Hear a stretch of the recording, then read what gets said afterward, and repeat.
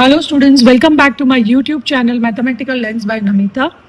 In this video, we are going to continue with chapter number 8, working with fractions of grade 7 mathematics of the new NCERT textbook Ganit Prakash. And we are going to see, is the product always greater than the numbers multiplied? Right, generally the normal numbers when we multiply the product is greater. But is it true for the fractional numbers? Let us explore that. Now, since we know that when a number is multiplied by 1, the product remains the unchanged, right? Like suppose 5 into 1 is 5, 7 into 1 is 7. Okay. We will look at multiplying pairs of numbers where neither of them is 1, right? Now, if out of the two pairs, if none of them is 1, what happens? So when we multiply two counting numbers greater than 1, like suppose 3 and 5, so 3 into 5 is 15, right? So the product is greater than both the numbers. 15 is more than 3 and 5 both, right? Now what happens when we multiply 1/4 and 8? That is a fractional number and a whole number, right? So what is happening here? 1 upon 4 into 8 gives you 2. Now in the above multiplication, the product 2, that is the answer which you're getting, it is greater than this 1 upon 4, but it is less than the other number, that is 8, right? So this is what is happening when we are multiplying one fractional number with a whole number. Now what happens when we multiply a fractional number with a fractional number, right? So 3 upon 4 multiplied by 2 upon 5. So 3 2s are 6 and 4 5s are 20. We get 6 upon 20. Now let us compare these two numbers, these three numbers rather. So let us compare this product, that is 6 upon 20, with the numbers 3 upon 4 and 2 upon 5. Now for this we need to make them equivalent fractions. So 3 upon 4 becomes 15 upon 20. We multiply both by 5. We need to make the denominator same so that it's easy to compare. And 2 upon 5 multiplied by 4 gives you 8 upon 20. Now the product is 6 upon 20. And this is 15 upon 20. The other one is 8 upon 20.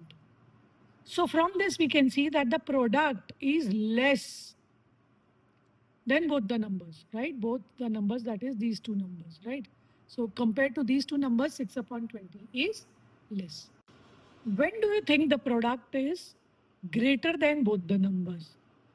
When is it in between the two numbers, or when it is smaller than both the numbers, right?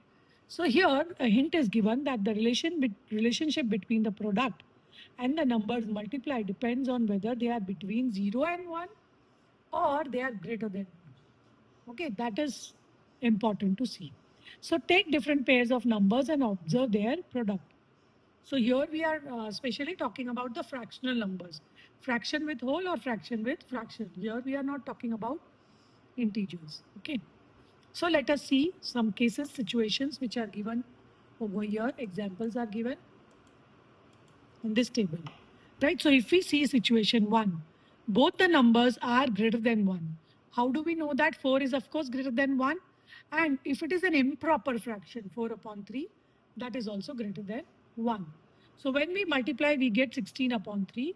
Now this is greater than both the numbers. So when situation 1 is what? When the numbers are greater than 1, then the product will be greater than both the numbers. That is situation 1. Now we take situation 2, in which both the numbers are between 0 and 1. Means they both are proper fractions. If you see, both are proper fractions wherein the numerator is less than the denominator, right? So in this case, when we multiply 3 2s are 6, 4 5s are 20, we get 6 upon 20. But here it is reduced form written 2 3s are and 2 10s are, right? So here we see that the product is less than both the numbers, right? So if the numbers, they fall between 0 and 1, that is they are proper fractions, then the product will be less than both the numbers. Now there is another situation, situation number 3. It may happen that one of the number is between 0 and 1 and the other number is greater than 1, right?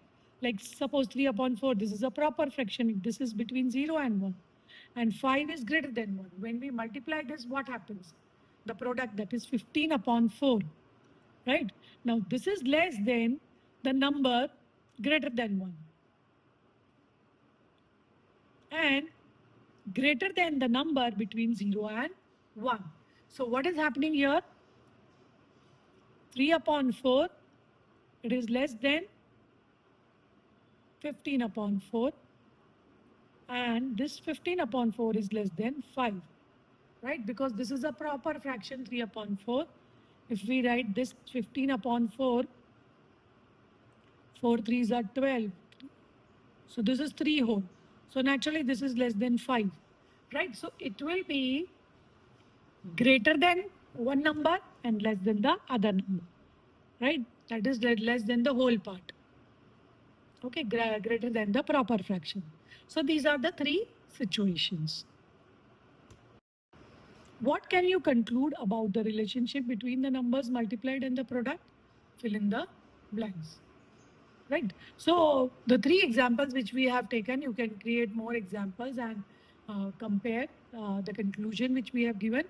And from that you will come to know that when one of the number is being multiplied is between 0 and 1, then the product is less than the other number, right?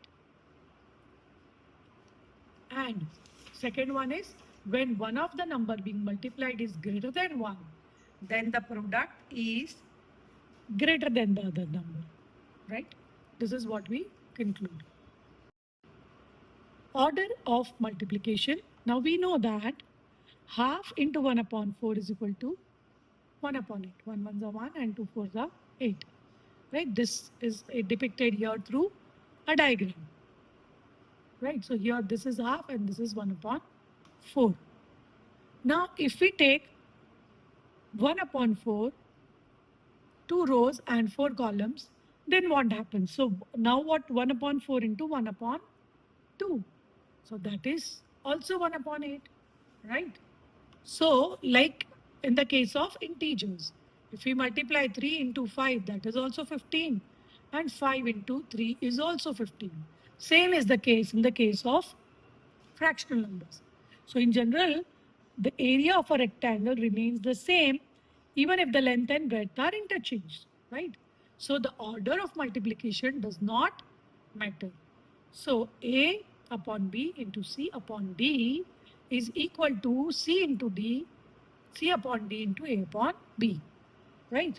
And this can also be seen from Brahmagupta's formula for multiplying fractions, right? So with this, we have covered the multiplication of fractions. In the next video, we will start with division of fractions. Thank you.